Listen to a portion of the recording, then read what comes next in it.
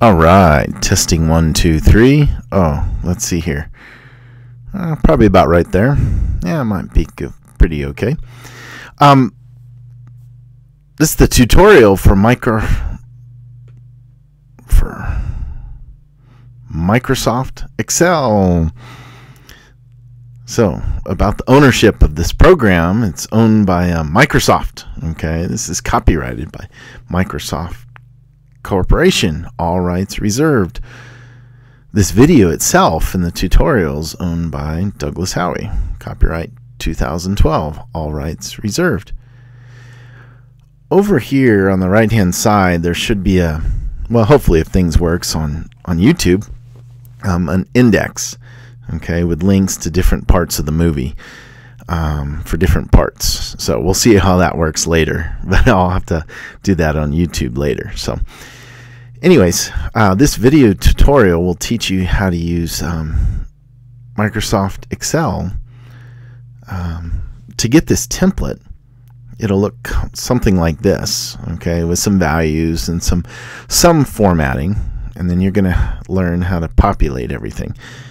To get this, we want to find it on possibly on the website, Spreadsheets, and then there's a link somewhere on this page. Maybe this has changed by the, later in the different time, different year or something. But anyways, there's a link somewhere about the template file. Okay, so we want to find the template that you need for this. So just right click and save the link, download it. Okay, and you're going to use this. And this particular movie is for Microsoft Windows. I'm running this on a Macintosh. Okay, but we're going to be running Windows, and this is an older version of Windows, Windows XP. But this is Office 2010. Okay, so Microsoft Excel 2010.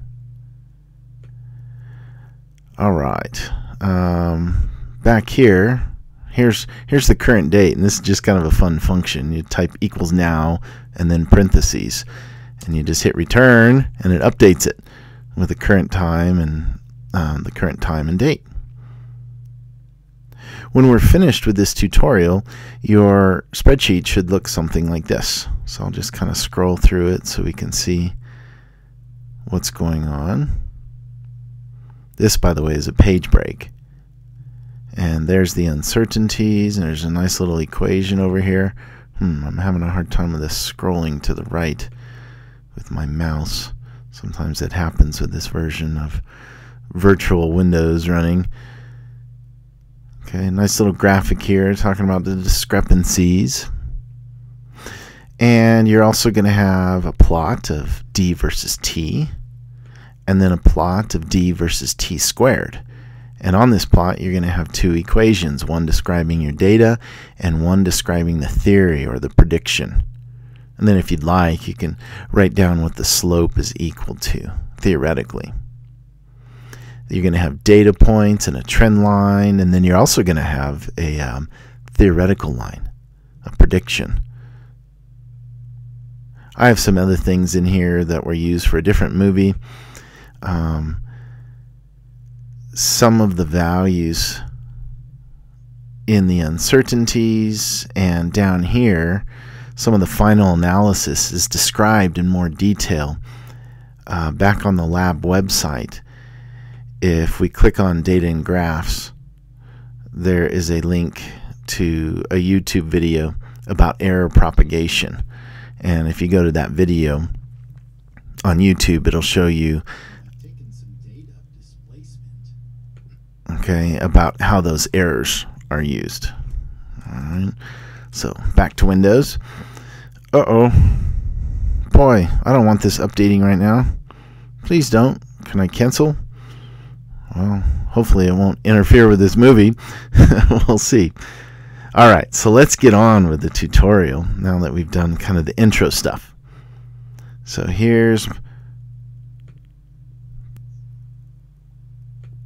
there we go. Okay. So first off, we want to see how we're viewing this spreadsheet. There's the standard view here, normal, and then there's the page layout view, which kind of shows me the paper and how things are broken down. We'll work on cleaning that up later. And then here's the page break view, and we'll look at that later as well. And then right here we have a zoom, and so it's kind of a good idea, especially if you're getting older, to zoom in to see things a little easier. And if you're in the lab room, you might want to zoom in to see things for the students at the end of the table. You can also affect the zoom right here under view, and 100% just zooms there, and then the zoom level can also be set here, custom 75%, so now it's even smaller. Okay, but I'm going to go ahead and zoom back in to see a lot better. These latest versions of Excel are using a new menu system. And excuse me, I'm going to go back to the normal mode instead of the page layout. I just don't like seeing all the margins when I'm doing standard work. These new versions of Excel and Office use something that's called ribbons for most of their menus. So the menu system is kind of a ribbon that lays out in a ribbon fashion, and they're pretty well context sensitive, and so we'll be using some of these ribbons during this tutorial. First up, we want to look at a series fill. So we have this trial here, trial number 1, and we want to go 1 through 16. So we can do, type 3, 4, and then, if you're like me, you kind of forget how to count sometimes. No, I'm kidding. But what we want to do instead is use series fill. When you put your mouse on a cell, there's some differences in how the cursor is going to look. One of them is if you're in the center of the cell, it's in a selection mode. And so now I can just select all these cells, and that's when I start somewhere in the center of the cell. If I put my mouse on the edge of a cell, I'm actually moving it. So if I put it down here, see, I've just moved it, and that's on the edge of the cell. I'm going to use Control-Z to undo that move. And then the third mode is right here. It's in the bottom right of the cell, and that's when the cursor turns in from an outline plus to a solid plus. This is series fill, and if I fill down, see, it'll just copy 1. That's not quite what I wanted. I wanted it to count. So if I hold the Option key while I drag, the Control key. On a Mac, it's the Option. If I hold the Control key as I drag down, then it's counting for me. So let me zoom back out, scroll down a little bit. Let's start over, hold the Control key, and just fill down. And that's a series fill. Pretty easy, huh? Now in this case, with the 2, if I hold the Control key, well, it's counting again for me, but it's not counting the way I wanted it to count. So I'm going to teach Excel how to count. I'm going to type in 1.900 was my next data point for my start position.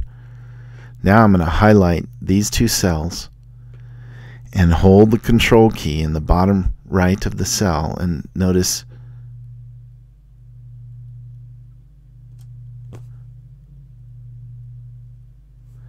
that was silly. I don't want the Control key. It's confusing me. I was like, what's wrong? No, the Control is just a counter, and if I've taught it how to count, I apologize for that mistake. So again, I just teach it how to count by setting up 2 cells, and then in the bottom right, I drag down. These time values are part of my experiment when I took some data. And if you have your own data, I'd like you to consider clearing all these cells, and the way you clear them is highlight all the cells, right-click, and you choose Clear Contents. Whoa. That was weird. Clear Contents, okay? And it all goes away. Sorry about that little mishap in the movie. But I don't want to do that for right now because this is my data. And then you could type in your data right here, okay, so that you can compare your hand plots to your computer-generated plot. Once you've typed in all this data, we can go ahead with the average time. Now, to get a function in Excel, you start with the equal sign. That tells Microsoft Excel to calculate using a formula. Now, another way that you can start the formula is up here in the formula bar. You just say insert function. And now here's a list of functions. This is most recently used. I can choose all, and there are a lot of functions in Excel. And these are very, very powerful. Some of them are database, some of them are statistical, some of them are text-based. There's all sorts of functions. And there's also a formula ribbon. So up here at the top of the screen, we can see formulas. And here it's organized them. Recently used, financial, logical, so on and so forth. And then there's this button again, insert function, which we found right here. We're just going to start with equals and then type the word average. And you see Excel is giving us a list of functions that we might be thinking of. And here's the average. So I'm just going to double click right here. And now it opens parentheses for me.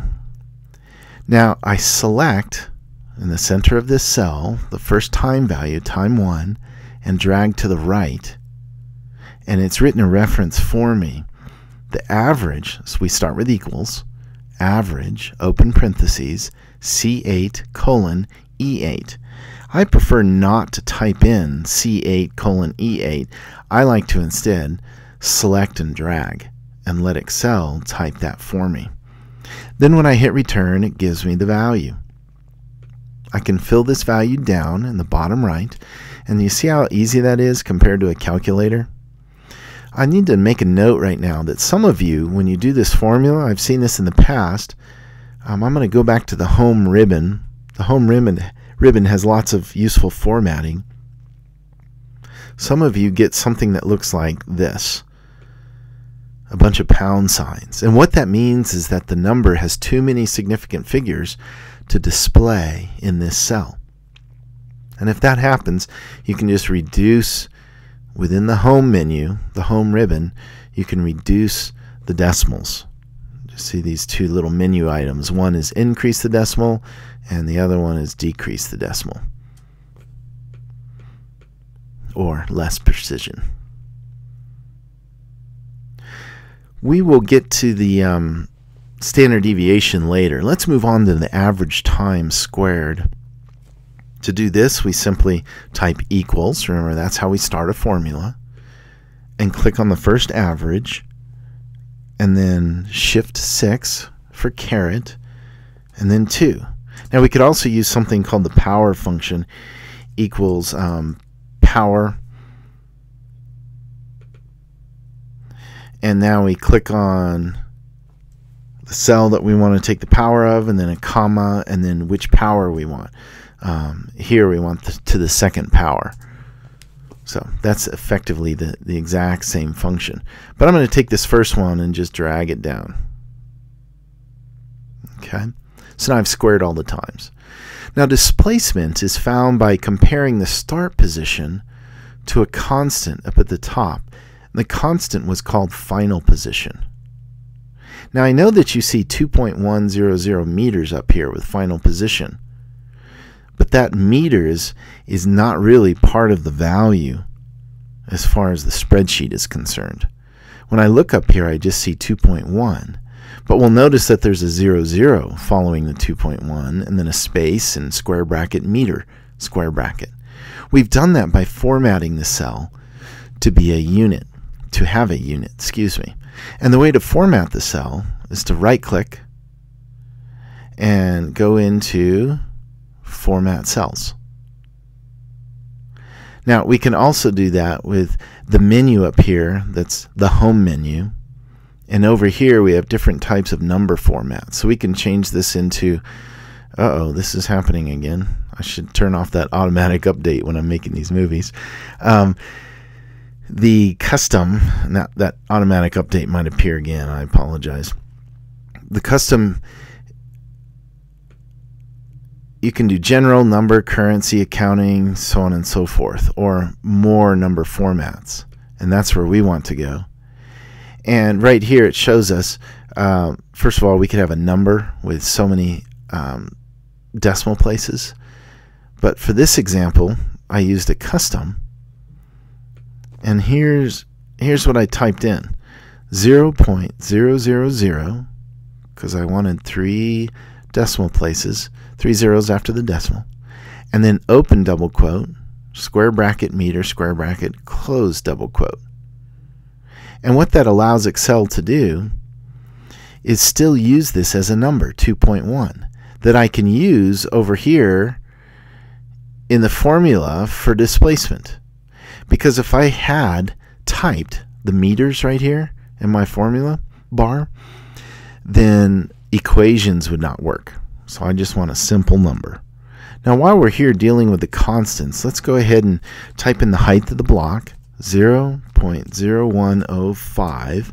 I think that's the height that I used. I had a smaller block than maybe you all used in the laboratory. I think it was about 1 centimeter, the one that I used. And then the distance between supports, we'll just say that's 1 meter. And then there's another constant that I need that we dealt with in the lab, and that was sine theta. Well, I'm going to put theta right there, but for now I'm just going to put parentheses and then say that's equal to h divided by L. And that's going to be equal to, let's do this, is equal to h divided by L. So we just start with equals, click on a cell, use the division symbol, and then the next cell. And it calculates for us sine theta. We'll deal with the significant digits of sine theta in a little bit.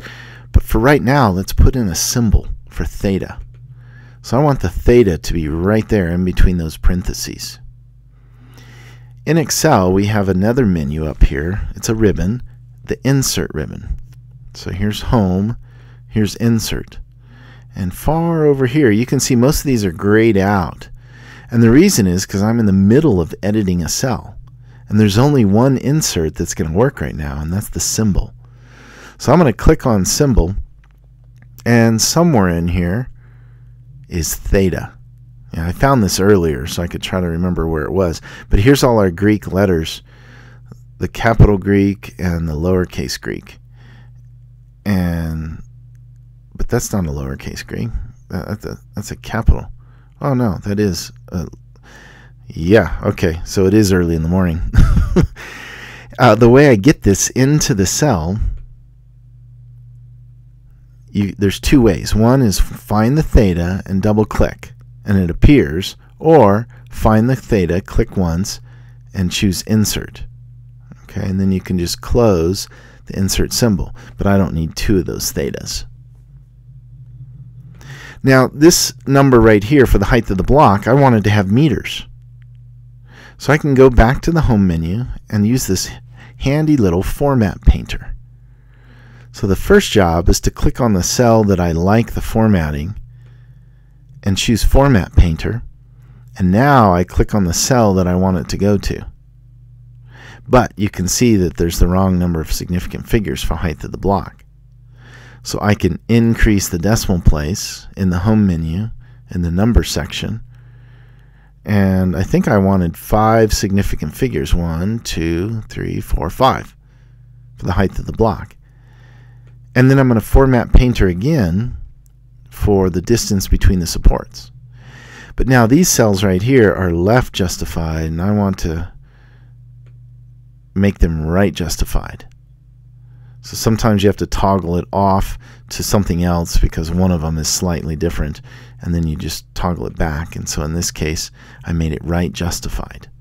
So now those line up a little bit nicer. And this one I need to make left justified. We'll deal with measurement uncertainties after we get some more of this spreadsheet finished. So now we're ready to do the displacement calculation. Remember, we start with equals. And now we want to take the start position minus the final position and hit return. There's a couple problems. One is it's a negative value. I didn't really want that. Up here is the formula bar, and we could edit the equation up here. Just click and type something. Hit escape to get out of the editing, or we could just double click in the cell itself. I want a function in here, and it's the absolute value function. Open parentheses and then close parentheses. So I fixed one of the problems. Now it's going to be a positive value. When I fill this formula down, a bad thing happens. Here I see pound value, exclamation point. What's happening here? If I double click, there's a nice feature where it will show me blue minus green. And so if I scroll in here, I see the blue right here. That was correct. But here's green. It's using time. Oh, because as I filled that formula down, it's not looking at final position. It's looking at the next cell, the next cell, the next cell down. I need to fix that. Control Z. Instead of C2, I need to do one of two things. One thing I could do is lock in the 2. And the way we lock in the 2 is with a $sign. So $2. And that tells the spreadsheet that as I fill this formula down, it's going to keep 2 constant. So it's always going to look at this cell. Now if I was filling to the right or to the left, I'd put a $sign here in front of the C. I'm not going to do that, so I'll just leave it as a C2. $2. Now notice when I fill this down, the formula is correct. It stays as C2, and it's simply updating the start position reference. So we call this a relative reference here and a constant reference here, or an absolute reference with a $sign. There's another way to do an absolute reference, and this one's pretty handy. I kind of like this method better. Up here, I have something that says I8. That's the name of this cell. And here we have H8 and F8 and E8. The final position is sitting in C2. And this is called the name box. And it's next to it's in the formula bar. And if I just click on C2, I can type final_P and hit return. What I just did was rename this cell. See, this is D2, but when I go back to this cell, it's called final P. Well, that'll be kind of handy, because instead of doing a $sign, I could just retype this formula equals ABS and then click on final P, and it writes final P for me, minus start position. Oops. Start position. And hit return, and see I get the same number. So that's called an absolute reference or a relative reference. And now I'm just going to fill this down to here. So next we're ready for the theoretical distance. Theoretical displacement, or the predicted displacement. All those are the same thing. The way we find the theoretical displacement is we take the predicted slope and multiply it by t squared. So in fact, I'm going to take all these cells right here and I'm going to bluify them. I'm going to make them the same color as this predicted slope to kind of remind me how I got the theoretical distance. So I highlight all those cells, and then in the Home ribbon menu, I find the little paint bucket. And the color I used, I think it was 60% blue. There we go. And let's deselect. And yep, that looks like the right one. So I'm going to create a formula here for the predicted slope. That was equal to 1/2 times G, which is the expected G, 9.80 in Denver, Colorado. Oh, this is killing me. And then I need to multiply that by sine theta, which is sitting over here, there's sine theta. So this will calculate for me what the slope should be according to the theory.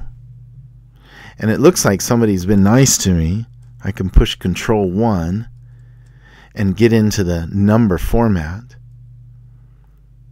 And someone's already formatted it for me to be meters per second squared. Oh, I guess I did that. So to find the theoretical distance, I want to type equals, take the predicted slope. Oh, and look, somebody has named this cell already, M predicted. That was pretty nice. M predicted multiplied by the average time squared. And hit return, and I'll see a number that's similar to my measurement of 0.1. This is 0.092. So now I put my mouse in the lower right of that cell and fill down. So now I've got my theoretical distance. Now it's kind of strange to look at all these numbers with different sig figs. It's kind of hard to read them and compare them. So what I'm going to do is highlight all three columns and change the significant figures. Again, we're in the home ribbon and the number section, and I want to decrease the significant figures. And I think something like that is probably appropriate. But we'll see a little bit later when we deal with uncertainties what the proper sig figs should be. Now I should make a note right now about Excel and how many significant figures it's actually carrying. So I could click on this number, 3.92, and increase the sig figs, and it goes on for quite some time. That's probably not a good example because it didn't have very many. They became 0 quickly. So Excel is storing somewhere on the order of, I don't know, somewhere between 13 and 16 significant figures in every cell behind the scenes. That's problematic in certain situations, and we want to be careful to know that Excel is actually storing a different number than what it's displaying. If you're dealing, say, with finances, and you have dollar values and you're using percentages or ratios, you're going to end up with fractions of a penny hiding in these cells. Now, to get rid of that, what you need to do is in your function, instead of just doing the function, you need to wrap it with a round function. So equals round, do your function, and then a comma, and say how many decimal places you want to show. And now we're going to see the exact same numbers, but the difference is Excel is not storing more significant figures in the background. It's a what you see is what you get, a WYSIWYG. So consider that for different applications of how many decimal places you're showing and how many are actually embedded in behind the scenes. Alright, so now we've created average time squared, displacement, and theoretical displacement. We'd like to make some plots. Remember, in our sample, we have d versus t and d versus t squared with quite a bit of formatting. So we're going to work on d versus t first. So here's the displacement, and that's the y-axis. And here's the t, the average time, the x-axis. When we create a plot, we want to highlight the x first and then the y second. So I'm going to start with average time. I could start with the first value, but it's a little bit easier, well, for some of the titles. So I'm going to start with average time and go down to the last time value. So I've just highlighted these things. Let me open up the on-screen keyboard. After I highlight the x values, I want to tell Excel that I'm grabbing y values, and those would be displacement. In order to tell Excel that y values are coming, I hold the control key down. So I can just hold the control on the keyboard and then highlight the y values. And then I can let go of the control. So again, to highlight values, I highlight the X with no modifier keys, just drag through them. To show the Y values, I hold Control on the keyboard and then highlight the Y values. On a Macintosh, you'd hold the Command key, but on Windows, you hold the Control key. Now it's a little deceiving because this is blue, but I haven't highlighted it. I guess I should have chosen a different color. Let me let go of Control and just close my keyboard viewer. So now I've chosen X, and then with Control chosen Y. And this is really slick how fast the charting is. There's a ribbon up here that's called Insert. It's next to the Home ribbon. And when I choose Insert, I see Chart. Chart is a section here in the ribbon, and I have different types of chart.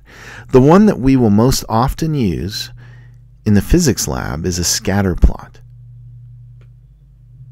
And when I choose scatter, I have different formatting options. And so I want to choose the first one. And look at that. So simple. It created my plot. Now right away I want to move this plot somewhere else. So I'm going to right click just above the legend and choose Move Chart.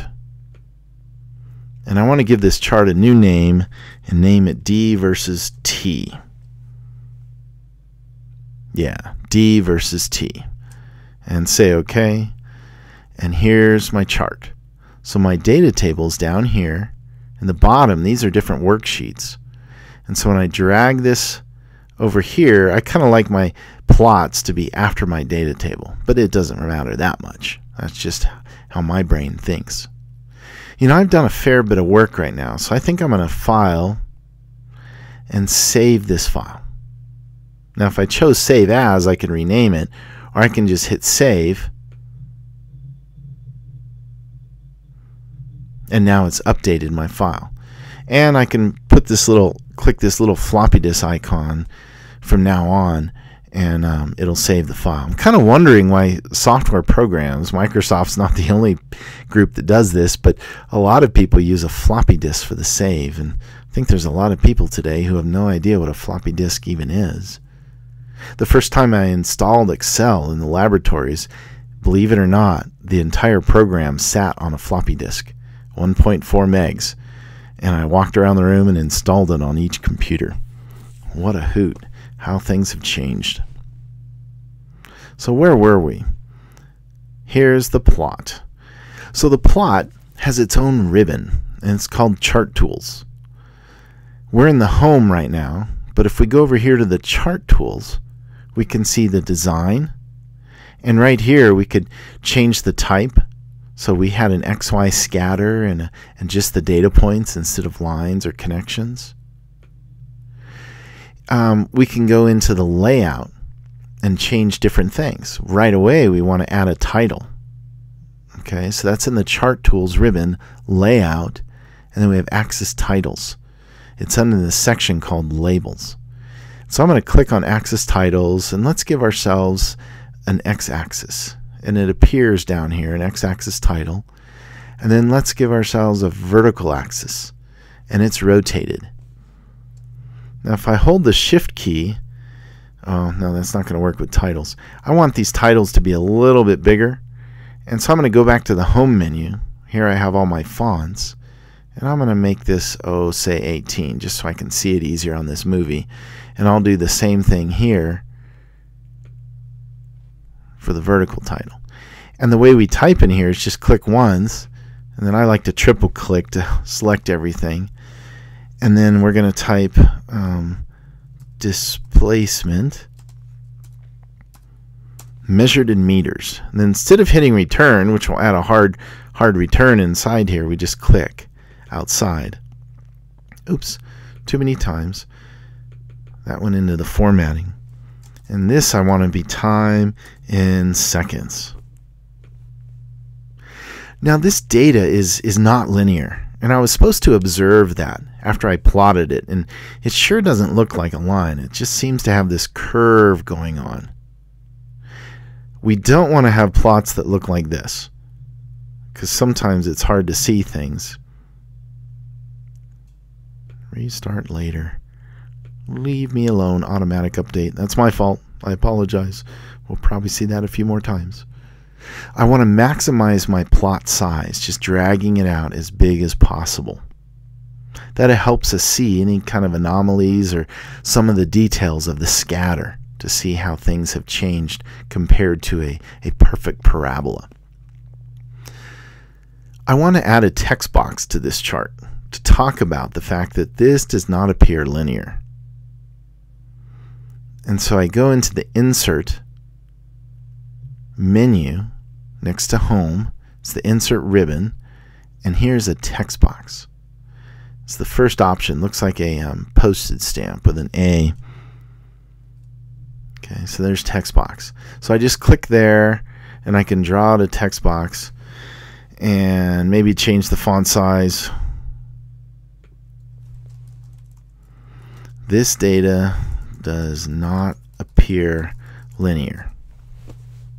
Okay, and if I choose the box itself, I can say make it bold. Oh yeah, let's make it red, and let's fill the box with some yellow, and then we can resize the box.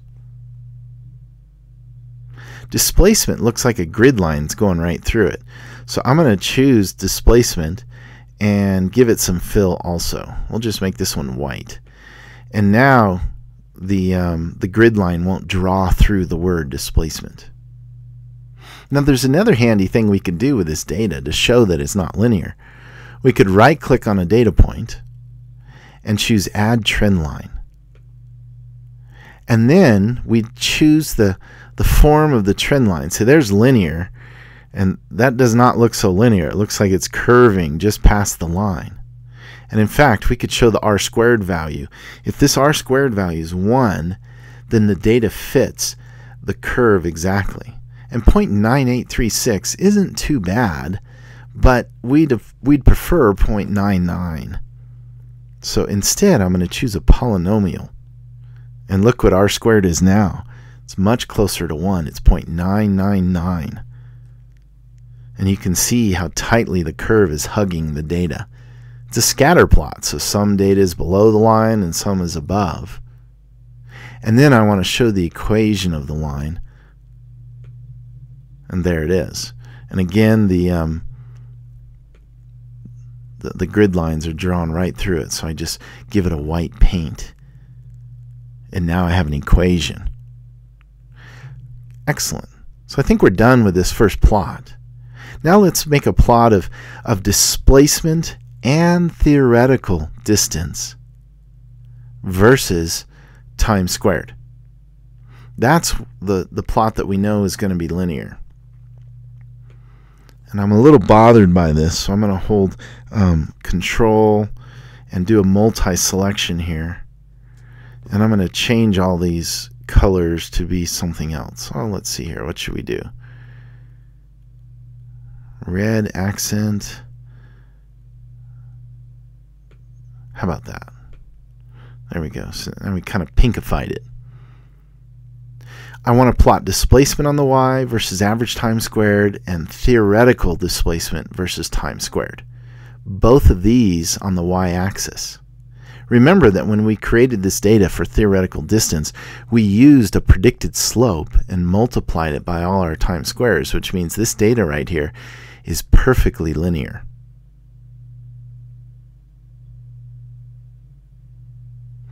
Now what I want to do is highlight the x, and in this case I want to go down to the 0. I pre-programmed this spreadsheet to have 0, 0 for the theory, because I know the theory should go through the origin. But I pre-programmed it also to have 0 null value for the data. And by null value, I mean no value at all, because I want Excel to predict what the displacement is based on the linear trend of this data. We'll see that in just a minute. So if you remember, we highlight the x values first, then we hold the Control key to highlight the first y set, and here I have to be careful to go down to that null, and I hold the Control again to grab the second y series, and also I go down to the 0. And then if you remember, we go into the Insert menu and choose a scatter plot. And we want just the data points. And there's our plot. The theoretical is the red, and the displacement are the blue diamonds. So now I want to right-click and move chart and make a new sheet and call this D versus T squared. Yes, D versus T squared. And say OK, and then I like to just move this plot. Let's move it over here past the other D versus T. So here's my plot. Now the red is actually, it's theoretical. I didn't need data points, I needed a line. We could go in here, I don't want you to do this because you'll lose a lot of points. We could add a trend line. The reason this is not good is because when I show the r squared, what is it? R squared is 1. Which means this line is exactly, this data is exactly a line. And if I show the equation, look at this intercept. 5 times 10 to the negative 16th. That's 0. And oh, this slope, that looks familiar. 0.0515. Where have I seen that before? Back on my data table, that was my predicted slope. And I knew that was my predicted slope when I plotted the data. If you put a trend line on a theoretical data set, you're telling your instructor that you had no idea what the slope was or what the intercept was. You already know the slope and the intercept, so we do not need a trend line. That's redundant, and it shows a little bit of ignorance as far as what you were doing with the plot. So I want to delete this trend line. So I can right-click on the trend line and delete. If you have a hard time clicking on the trend line, there's something I should mention right now. In the Chart Tools ribbon, both Layout and Format have the ability on the far left side to select anything within the chart. So if I choose this drop-down menu, I can choose the chart area. I can choose the legend. So now you can see the legend is chosen. While the legend's chosen, I think I'll go to my home menu and then make this some other color so it stands out and grid lines don't interfere. Go back to layout and let's choose the trend line for the theoretical distance. And so now that that trend line is chosen, I want to delete it. Just hit the delete key, or you could have right-clicked on the trend line and chose delete. So instead of a trend line for the theoretical, what do I want to do? I want to display these data points as a line. Now one of the easiest ways to do this is back in the design.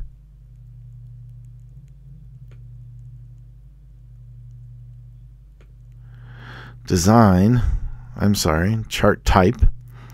On the Mac side, it's a little bit different.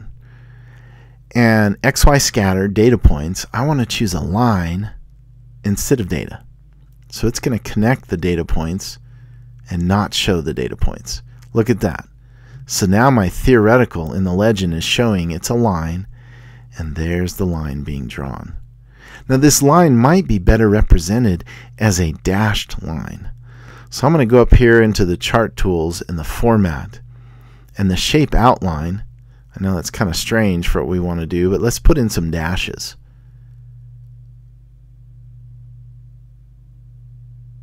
There we go. That's a nice one, dash dot. So now when I choose the series, I see the data points, but when I deselect, all I see is the line, and it's a dash line.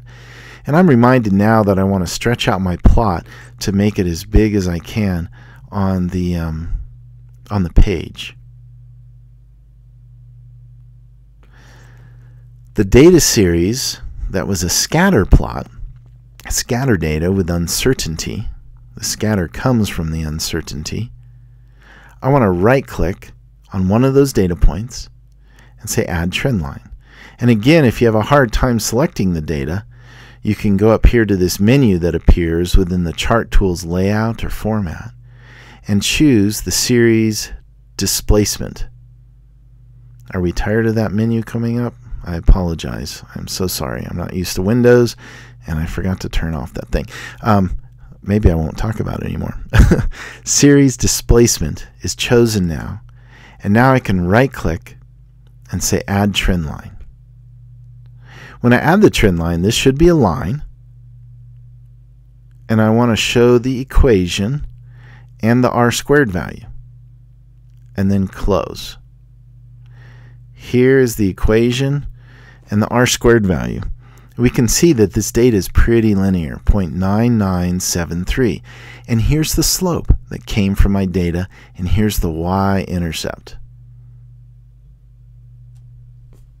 Isn't that interesting? That y-intercept numerically, not measurement-wise, but numerically kind of matches the slope that we had for our predicted slope. Kind of funny how that worked out. What am I missing? Some titles, and I need to add 2 physics equations. So to get the titles, I go into the layout and axis title, primary axis below, and then axis title, vertical axis, rotated. Uh-oh. I should have added the titles first before I resized the chart. That was a mistake. I need to give myself a little more room for the titles. And let's make these titles bigger. So I'm just going to change the font size. And on this one, change the font size. Bada bing. What is this axis title? This is displacement, just like it was on the other plot, in meters. This one, on the other hand, is time squared. So I'm just going to do time 2 and then square bracket S2 for second squared. Now after I've typed the whole thing, I want to go back and highlight the 2.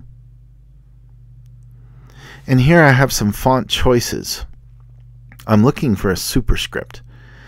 And shape outline, format painter, we don't have a superscript here.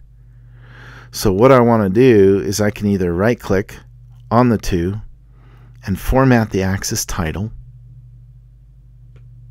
Gets us into this menu, which doesn't work for us. Close. I want to highlight the 2 and do Control 1 on the keyboard, and that brings up the formatting. So superscript. Okay, and again that was highlight and then Control 1. Let's try something else here. Let's highlight the second 2.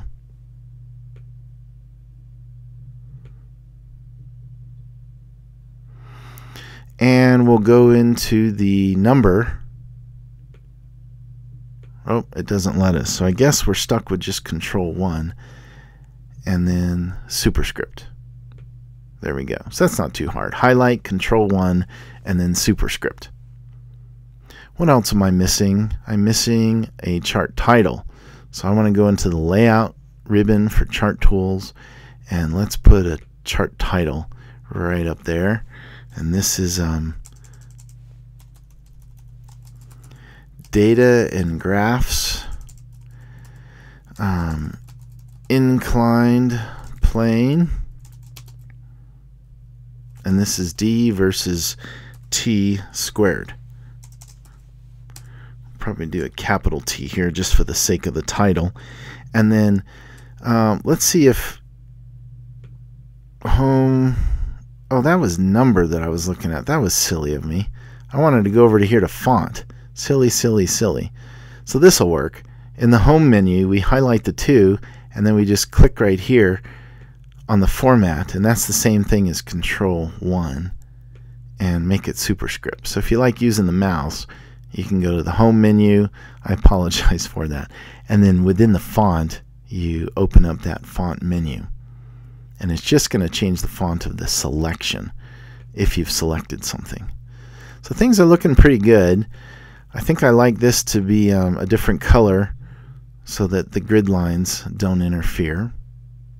Now I need a physics equation. And we want those to look like like these. So I've kind of bluified these two, but displacement predicted, that's our predicted slope from the data table. And we have units and an x-axis. And then the data itself, the slope is matching the output from Excel, and then it has units and time squared, and then the y-intercept is from the Excel output in meters. Now beware, you do not want to edit this box right here. Oops, Control Z. This box right here is, you want it to be owned by Excel. So if you type in this box, Excel will no longer own it, and if you have to change something in your data, the slope, the intercept, and the r squared will not update. Okay, so leave this box alone except for, say, formatting, but don't type in it. Instead, create your own text box. And if you remember from the other plot that we created, the way to get a text box is to go to the Insert ribbon and choose Text Box. And then draw out a text box, and this lets you type. Okay, and remember that we want to highlight something and then go into Control 1 or click the Format Cell Font button to change to superscript if we need a superscript within here. And if you remember, we can insert a symbol if we need to have a symbol within this equation. And you can actually insert equations as well using a really neat equation editor, but that'll be in a different movie from this one. So we've done a nice job creating d versus t squared, d versus t, and our data table.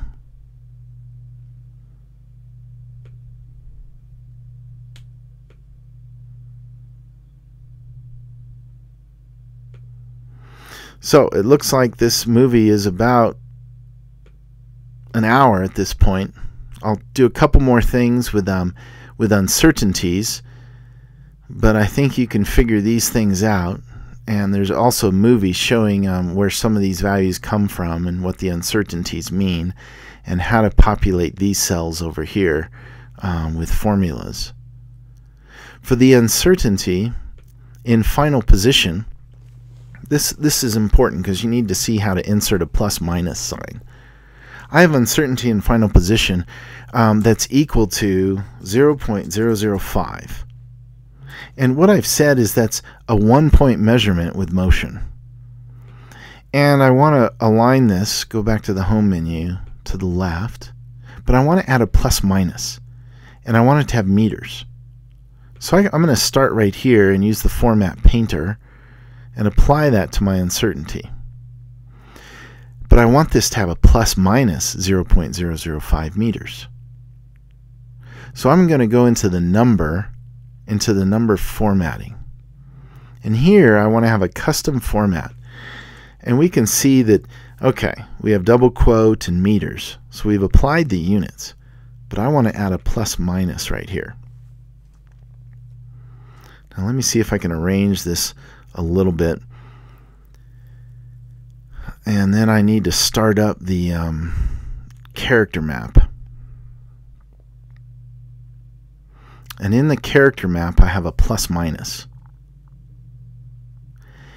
And the way we can get that in there is just double click and it puts it here. And then I can copy, close this, click back in here, and paste. Control V or right click and paste.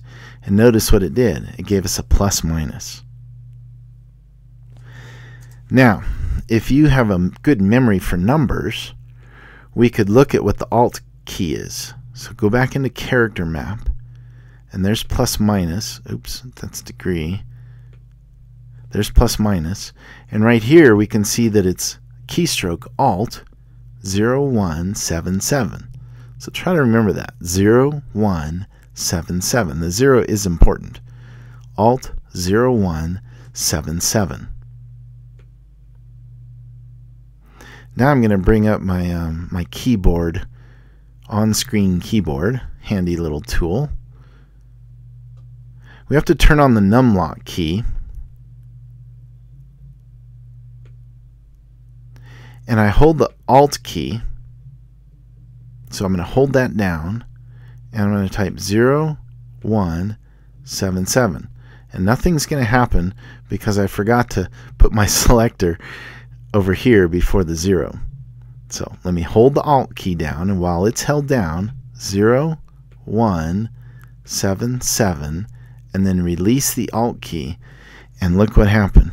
We got a plus minus sign. Pretty handy. So I'm going to close the keyboard now and say OK. And there's my uncertainty with the plus or minus. And I just want to fill this down because I want a similar format. But this number I have 0, 0. 5 significant figures, and hit return, but it gets rid of them, so I want to increase the decimal place, so I'm showing all 5 significant figures. Over here I want a relative uncertainty, which we find by saying equals the uncertainty divided by the measurement. And then we want to turn this into a percentage. Now we could multiply our formula by 100 and then format it to have a percent sign, or we can take the shortcut. Up here in the number ribbon toolbar, there's a percent sign. And it looks like there's a keyboard shortcut, but we can just hit %, and now we need to increase our decimal, and we see that it's 0.5%. But I want to add a plus minus. So I go in here to the number format, and I choose custom, and I want to add a plus minus to this. So I'm going to put my mouse right here, and you can do this on your physical keyboard. I just want to show you what's going on here. I have to remember to choose this again. And I'm going to use Alt 0177. Make sure the numlock is turned on. And there we go. Bada bing. Now, distance between the supports, I'm going to do a similar formula here, and this was 0.001. It was 1 millimeter, and so I want to take this formatting with the format painter and apply it right here. Okay. Now for sine theta, it's the sum of the relative uncertainties. So I'm going to take this cell and say equals the uncertainty here plus the uncertainty here.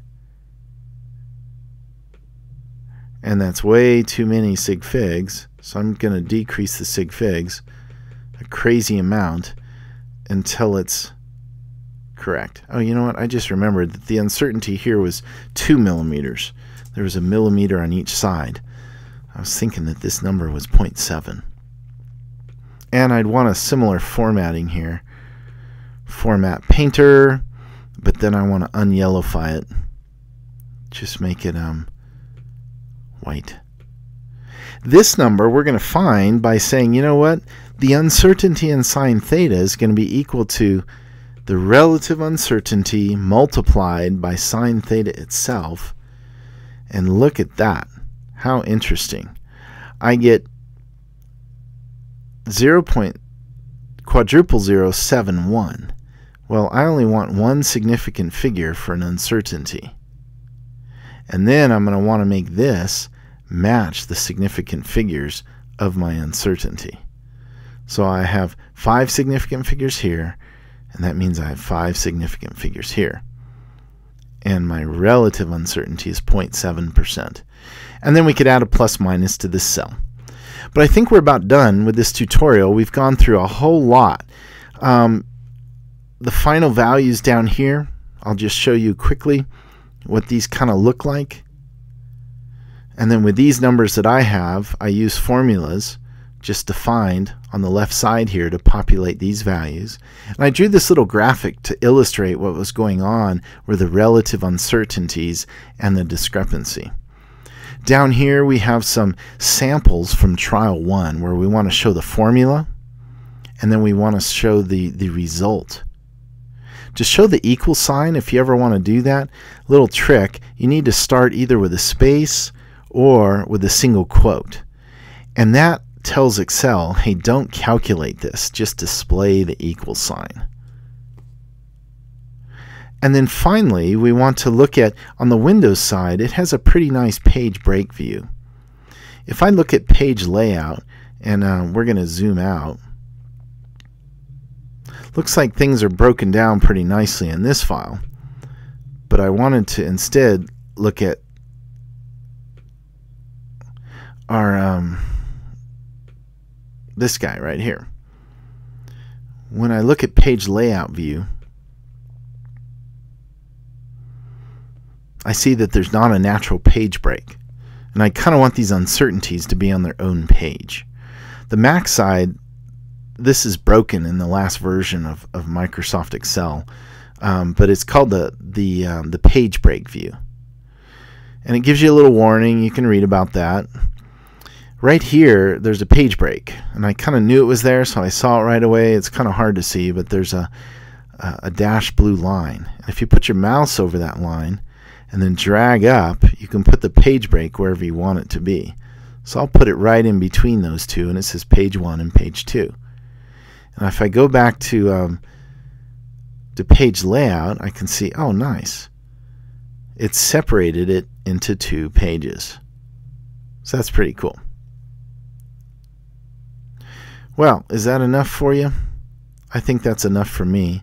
There might be other issues that I forgot to cover. If so, you can send me an email and I'll make a short movie about that and post it up on YouTube. I hope this has helped you. Don't forget to save your file often while you're working, and hopefully while you were watching this movie. Boy, I should have mentioned this at the beginning, silly me, is that you should pause the movie frequently and do the steps as you've seen in the movie. Well, I hope you have a wonderful day and a good rest of the semester.